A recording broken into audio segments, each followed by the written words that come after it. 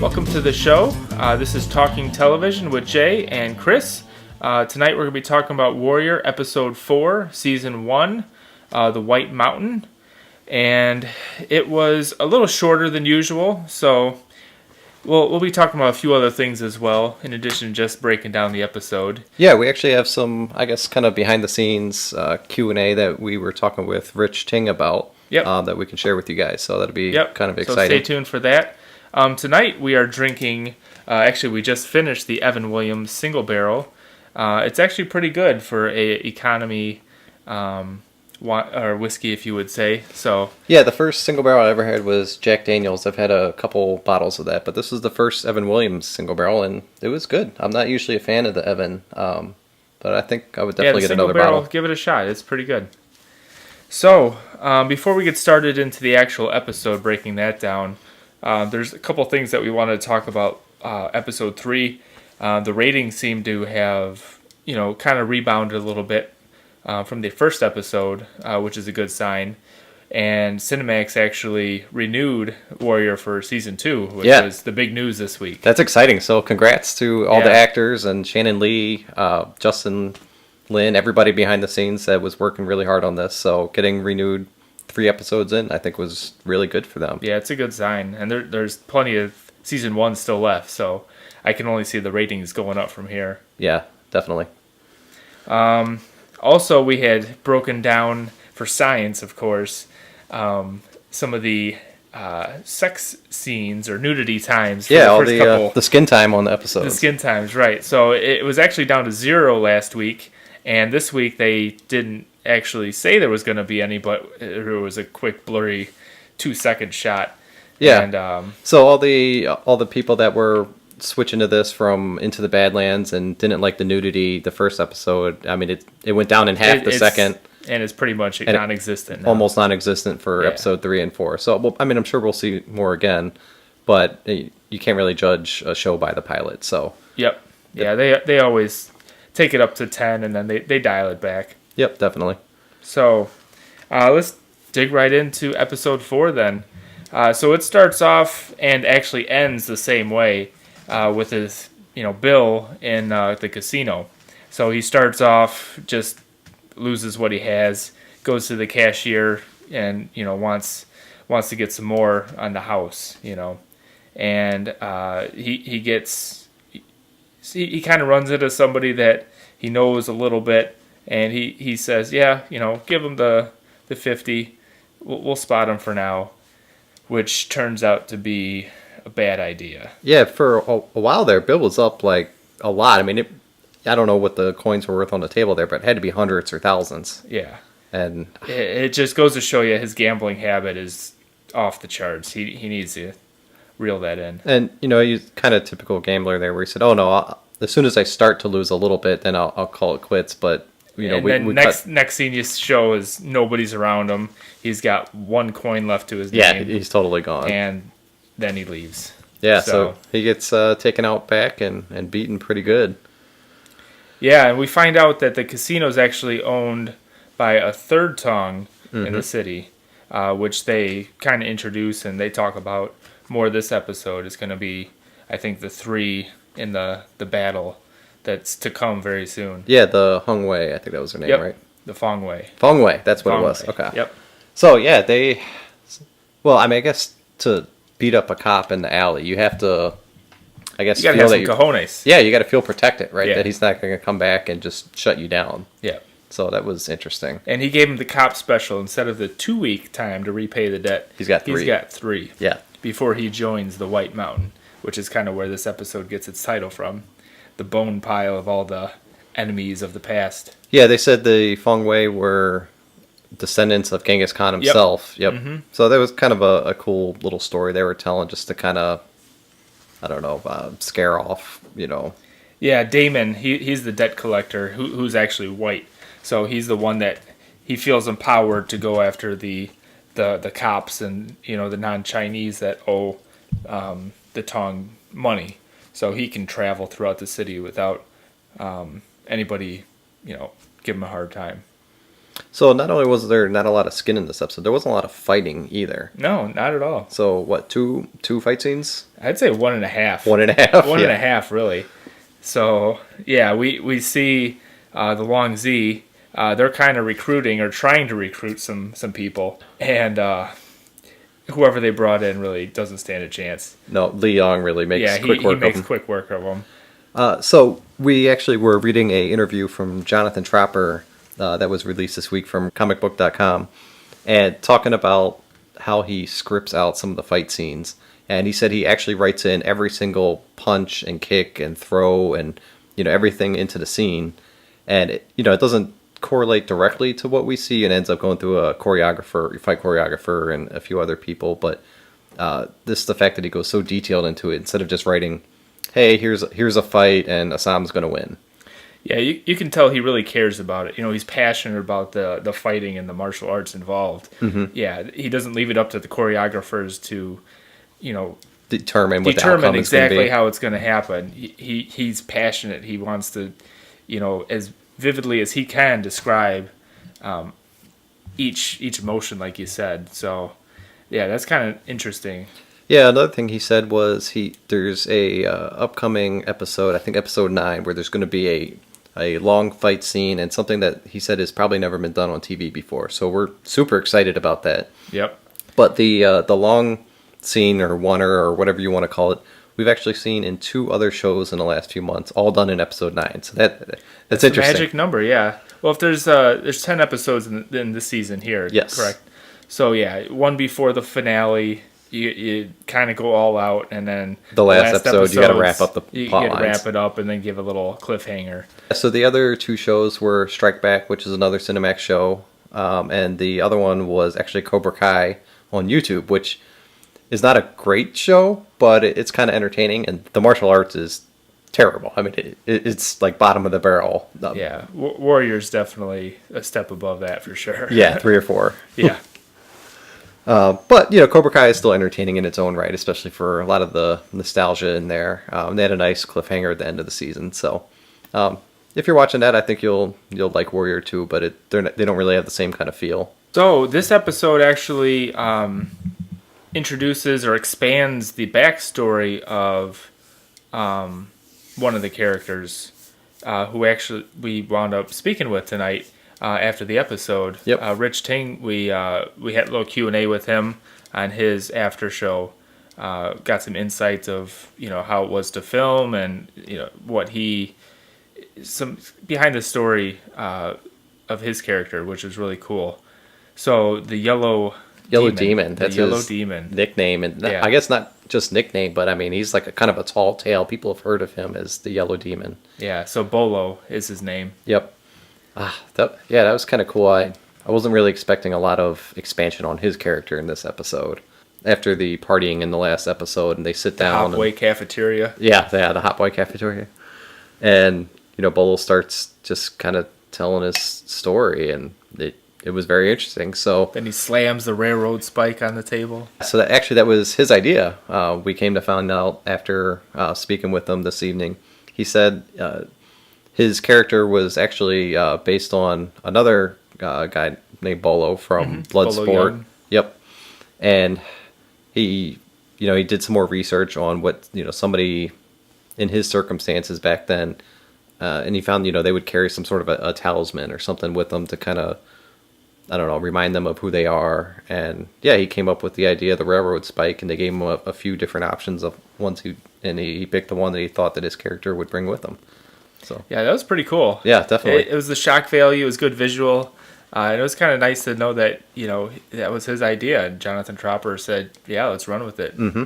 So I guess that's what makes him a good showrunner. He's willing to accept new ideas from the actors and work them into the story. Exactly.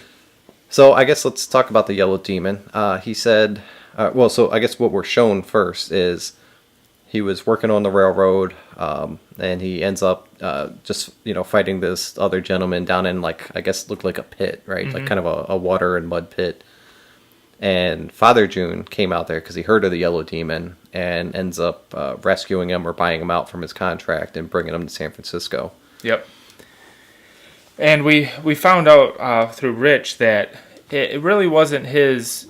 When he came to America, he didn't come here to fight. Mm-hmm. He came here for work, to work on the railroad. Yeah, he's trying to support his family and send some money back home. Just send money back home. And, of course, being a foreigner and everything that was happening at the time, he had to fight to survive. And he became, well known for that, in his little gladiator arenas. So that's how he became the Yellow Demon. And instead of having to work on the railroad, Father June brings him back to join his Tang as a fighter, and he seems to be thriving there. Yeah, he said he feels his character really owes Father June for rescuing him, and he has a personal stake in protecting him and staying in the Tang. He's like a father figure to him. And he actually kind of gave us a little hint of upcoming later this season that his relationship with Father June is more of a father-son than it is with Father June and Young June. Yep. So that could be an interesting dynamic coming up later in the season. To see how that plays out, yeah.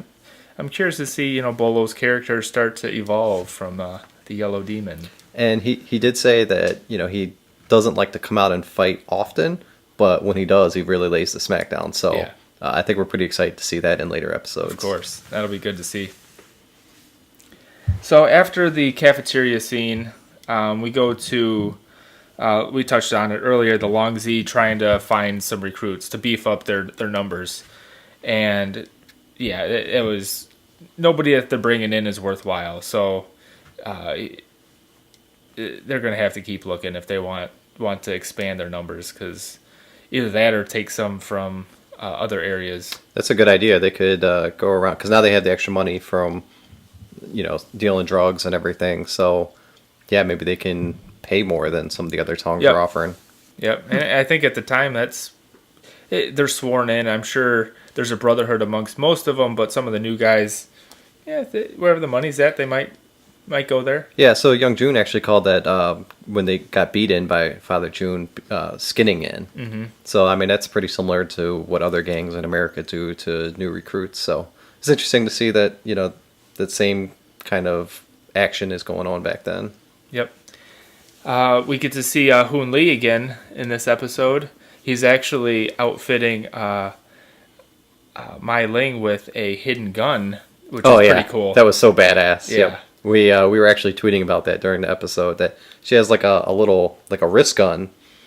That's so super cool. Yeah, and she winds up pulling it on him, and pretty much demanding him to set up a meeting with a third tongue that they introduced. So she's using him as an in for there, and we'll get to it a little later, but something major happens there, and it didn't involve the gun, but we finally get to see some poisoning happen. Yeah, we expected to see that last episode with Penny and the mayor, but I thought Penny was going to be the first one to slip something major to the mayor, but no, she was just giving him some sleep medicine, But yeah, we actually saw some poisoning tonight, and she poisoned the leader of the other Tong. And then we got our first fight scene, and then it looks like she ends up making a deal with the other Tong. So, that's now 2 against 1 against the Hop Way. Yeah, and she meets with Asam about that later on, and kind of gives him an ultimatum, like, here's a ticket home. She's trying to get him out of town. Yeah. If you stay, I can't guarantee your safety because things are about to go down. So that's some foreshadowing for sure. But he winds up tearing up that ticket and says, I'm not going to make the same mistake again. Yeah, so we find out why he's still in town, actually. He's, sitting down with Young June, just chit-chatting, and Young June's like, well, why are you here? And he said, well, I've been on my own for a while, so it's nice to actually be somewhere where somebody has my back. So I'm guessing, his last couple of years there in China, plus, the long boat ride across over to San Francisco, he's on his own. So with hundreds or thousands of other people around it, I think it's nice to kind of finally have a family or a home, somewhere that he feels safe, so... Yep. Plus, he also mentioned that by joining the Hopway, that was kind of his best way of finding his sister. Mm-hmm. If he was just out on his own, it worked. It was what the first episode. We didn't have to wait long, honestly. No. So he made a good decision there. And so finding a sister, he explained it 2 different ways to in the same episode tonight. He told that to Young Jun, but he said, his sister's dead. But later on, when he's talking to Penny, did he say whether he found her or not, or just that he was looking for her? He was pretty vague with her. I think he's trying to feel her out, and he definitely felt her this episode. But there's some trust building, but it's not 100%. So I think their two characters they're looking for somebody to confide in because, with Penny with the mayor, she really has no trust in him, doesn't want anything to do with him. We found out that she basically had to marry him to save her father's business. Yep, that's kind of what we called in the previous episode. Yeah, so she really has no interest in him whatsoever. And Assam, he's coming in from the boat.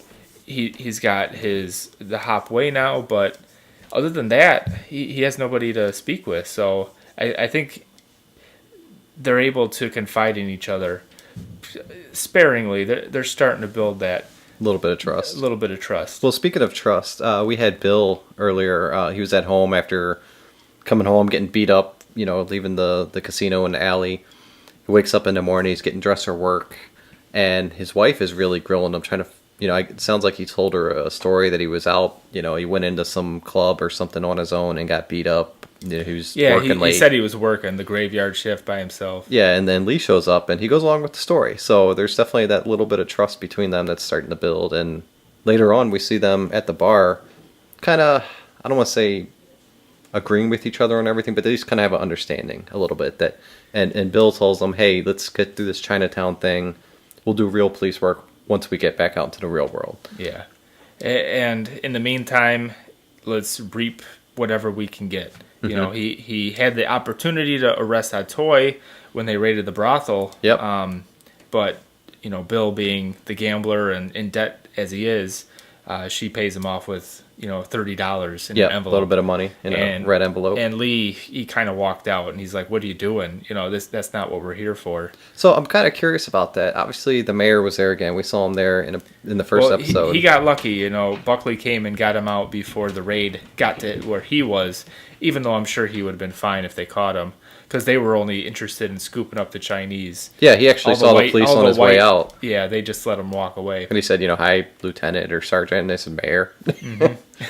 But, downstairs there was like a whole room full of people, doped up on opium laying around. So that was interesting. That, I guess, have we seen that part of the brothel before? No, in fact, it was kind of, that was like the lower level almost, the first floor. Mm-hmm. And then where Atoy is in the brothel section, that seemed to be above there. Yeah, it took him a while to get back into there. So I'm still waiting to find out what the name of the brothel is. We haven't heard it yet. If you guys know what it is, leave a comment. Let us know. I don't know if they've said it. It's just been the brothel. Mm-hmm. And in fact, we haven't even been back to the Banshee since episode 2, I don't think. Yeah, when Leary was trying to rile him up. Okay, so a little bit more backstory we got this episode was when Assam and Penny were kind of laying with each other after having sex, that they had some of Assam's more backstory on his grandpa, which we've been kind of waiting to hear about. So he said his grandpa was a sea captain who got sick and was kind of put up with a nurse to get better, and ended up, I don't know, marrying her, at least having babies and living together. But they moved off to a farm, and he lived with the kids until Assam was 13. Mm-hmm. So that's why he speaks such good English, is he grew up with it for a good part of his life. Right. So I don't know if that really helps answer anything for us other than his good English. But it was nice to kind of close that door on some of his backstory. A lot of the immigrants don't have that, so. And Penny seemed to pick up on that. She was happy to know that he spoke English and can kind of relate. Let me know about your grandfather. How did you end up here, basically? Mm-hmm. So, he mentioned he had a sister. That's why he came here in search of her, but he didn't give the details of who she was. And the fact that she's with another Tang. Yeah, I think that's definitely going to come out probably maybe episode 7 or 8. I think at least with Young Jun, he'll find out and kind of maybe disavow him for a little while, and then that's going to be a pretty big information. Yeah, once that is in the hopway, that's going to ruffle some feathers. Yeah, I mean, right now it would a little bit, but I think there's going to be a lot more bad blood coming up, which is really going to do it. Back at the police station after they arrest all the people that were in the brothel, they bring them in, and it looked like they were doing kind of a press release. They had a couple of people from the newspapers there taking pictures, and Lee starts, kind of mouthing off to everybody. So they tell him, hey, you need to get in the picture. Well, what they were doing is they were cutting the hair on the Chinese, and he mentioned that, hey, they can never go back to China now. Yeah. That's who they are. If you cut that off, they can't go back. They didn't want to hear that, obviously. They were more concerned with, the photo and putting out that they're cleaning up the streets. So Buckley says, hey, get in the photo. They called it, what, the yellow peril? Yeah, I think it's what the mayor called it, yep. And Lee didn't want to. Yeah. He was very hesitant to get his picture taken. So that kind of raises the question, well, what's he hiding from? Yeah, so he did eventually get in the picture, but he was really hidden right behind Big back, Bill. Behind Bill. Just over his shoulder a little bit. Exactly. So, yeah, I mean, did he commit a crime maybe back home? Or is he running from, family? Some or other sort of issues. Yeah, so, I mean, I'm sure we're going to get backstory on that eventually. But, I mean, that might not even be something we get this season. That might be something season 2. We already got so much world building going on. They might. I think they're going to have to touch on it before the end of it. That might be like episode 10, just to tease it, like, hey, something's coming for Lee. Yeah, maybe somebody coming to town to saw his picture or something. Yeah, that could be a good setup for season 2. We did hear a lot of people that didn't think he would make it through the entire first season. He's too good of a goody two shoes. But I don't know. I think he'll make it. Yeah, I think so too. He's the. I think this, in the behind the scenes, they were interviewing Bill, and he said he's the opposite of him, or who Bill should be, but he can't just because of the position he's in. Mm-hmm. He's the gambler. He's got debt. He's more focused on that as opposed to doing good police work. So, yeah, I mean, he might be focused on that, but he has a hard time focusing on how many kids he has, even. That was probably is it 4 or is it 5? Oh, I forgot about him. Yeah, he said he forgot about one of them. So that. Well, when you got that many kids, I can see that. Yeah, I mean, I think it was the only big joke in the episode, but it landed so well that I was cracking up from it. Yeah, that was good. Yeah, they've got a good rapport between the two of them. Even though they seem like, such polar opposites, one's concerned with good police work and doing the right thing, and then Bill's concerned about himself, basically.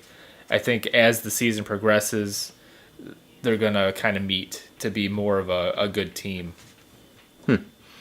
So we got God, this episode is just full of so much backstory. It is. And for being a shorter episode, there was so much content. There was a lot of character building, backstory built in, minimal fight scenes, but yeah, there's a lot to talk about.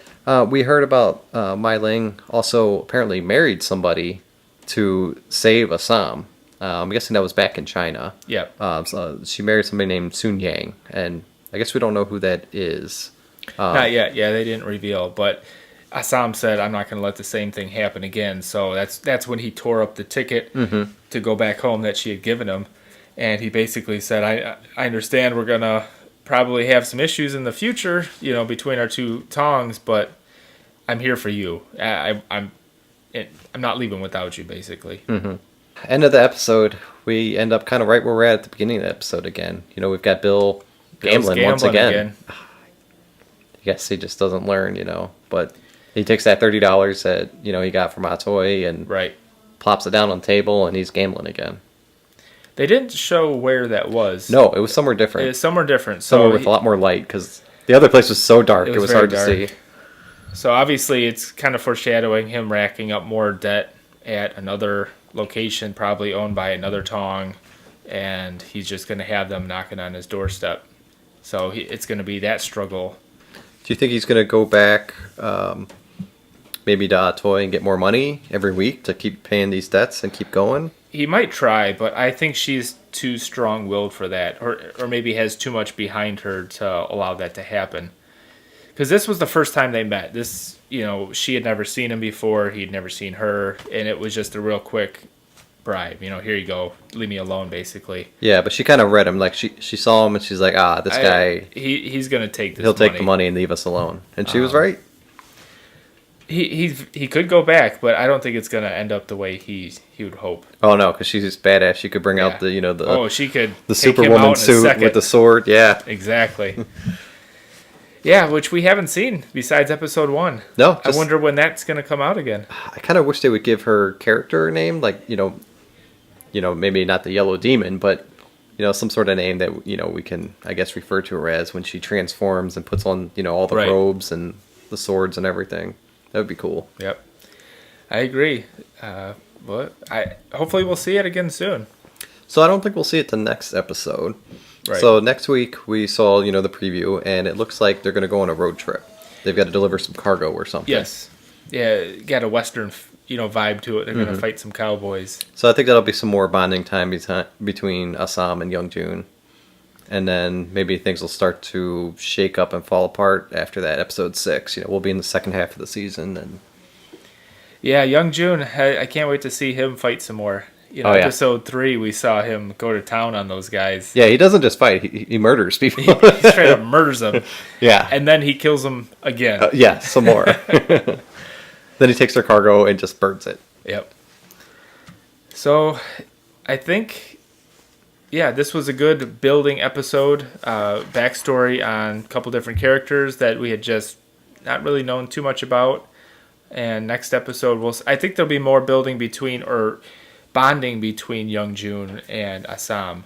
We'll see who else is on their little trek with them and what might happen back in town while they're gone. Yeah, this episode they kept saying to each other, I hope I can trust you, and I hope I can trust you. So they both are kind of looking for that symbiotic relationship between each other. I think Youngjun's still a little skeptical. You could tell when Assam walked away, said he needed to get some fresh air, that he kind of gave him the look like, okay, Where's it going? You do that, but yeah, where are you going? So we'll see if he might have followed him or have somebody else follow him, because obviously Ling, Assam's sister, knew exactly where he was. Oh yeah, she's traveling around in this little horse and carriage all the time. He was screwing a white woman, Penny, the mayor's wife, So it's not a secret. It's out there what's going on. So we'll see if that can cross over into the Hopway and how far up the ladder it goes. Yeah, I could see it falling back on Jacob, her valet. The valet. Unfortunately, I think he's going to get caught in the crossfire somewhere, and it's not going to end up good for him. And he mentioned that this episode that it's not going to end good for anybody if they keep it up. Well, if Buckley or the mayor finds out, then it's going to be really bad. Yeah, definitely. So let's talk about our chat with Rich Tang. Yeah. So it looks like Rich does a after show after every episode live on Facebook and Instagram. So Warrior After Dark, I believe. Warrior After Dark, yep.